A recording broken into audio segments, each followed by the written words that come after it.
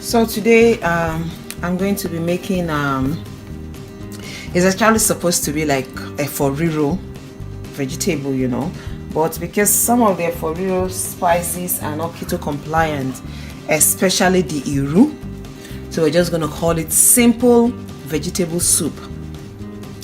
And the ingredients I have here, I just open these ones out to make it easier. Okay, these are the ingredients.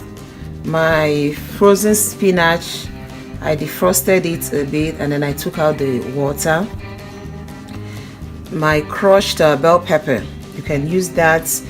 Remember, bell pepper has carbs, carbohydrates, so you have to be a little bit careful when you're doing that. I might not even use all of that. I'm using a little onions, my sea salt. I'm using paprika. I don't know why I like using paprika. I think this is called shombo in Yoruba, but it's paprika. My adobo seasoning, ginger powder, some crayfish, and of course my red oil.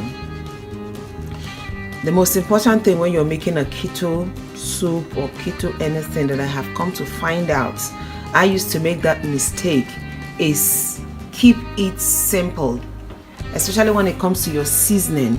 There are a lot of hidden carbs all over the place, so it's better to just keep it simple and keep it basic. You know, we like seasoning our food a lot, so but try and keep it simple. You can use your dry fish, you can use your stockfish, you can use your organ meats or whatever you like for your soup. So this is what I am using for this one, chicken. So in this I will add a little my onions, salt to taste. At this point I wouldn't want to use too much salt because you're still going to use seasoning, so you don't know what is where. My ginger powder, this is optional. You might not put your paprika there if you don't want to, but I just want the taste I just want the chicken to absorb the taste and the color of the paprika. So I add a little water because the chicken is still going to bring out water, and also my crayfish. I still want the chicken to absorb the taste of the crayfish. So I stir it all in, and then I boil until the chicken is tender and all the water, or almost all the water, has evaporated. Now the chicken is ready. The water has dried out without its burning. So this is it depends on where you are. This is fat from my beef, or you can call it a tallow. I have a video of how I did this, and then I put it in ice cube containers, allow it to freeze, and I bag it and put it in the freezer. But you can easily put it in any container and just put it in your kitchen. It's not going to go bad. You use this to fry your eggs and your chicken. It's so good.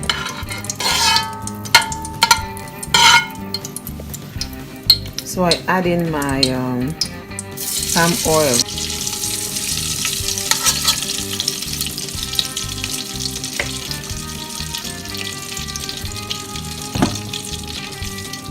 I allow it to heat up without blanching, just allow the oil to melt. I add in my bell pepper,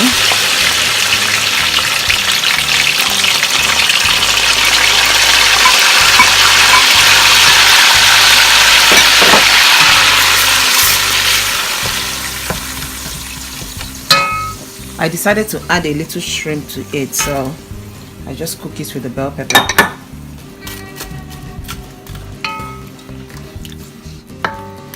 So I'm going to fry this until the water has evaporated. That is what we need.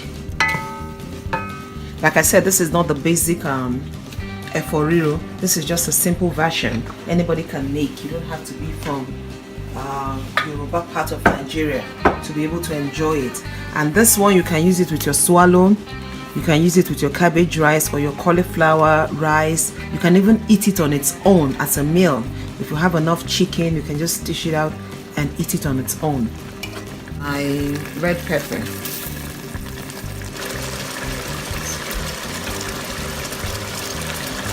Oh.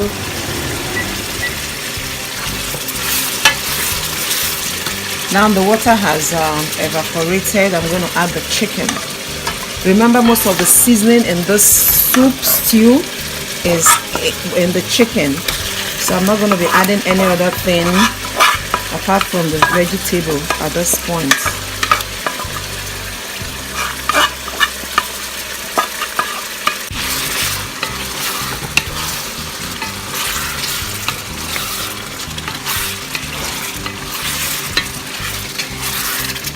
Smells good.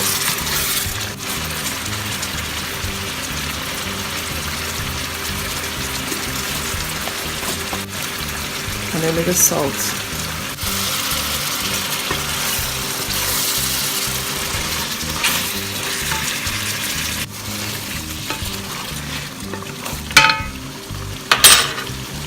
Now it's time for our veggie.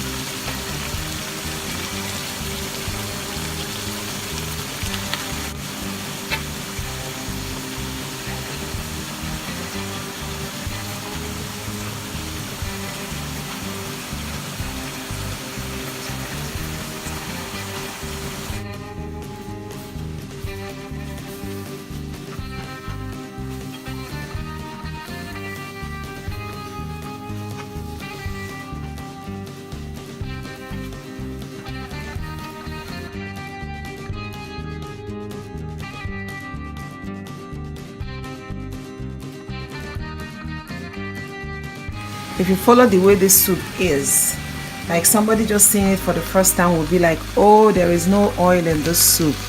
But when we started, you could see even the oil looked as if it was too much.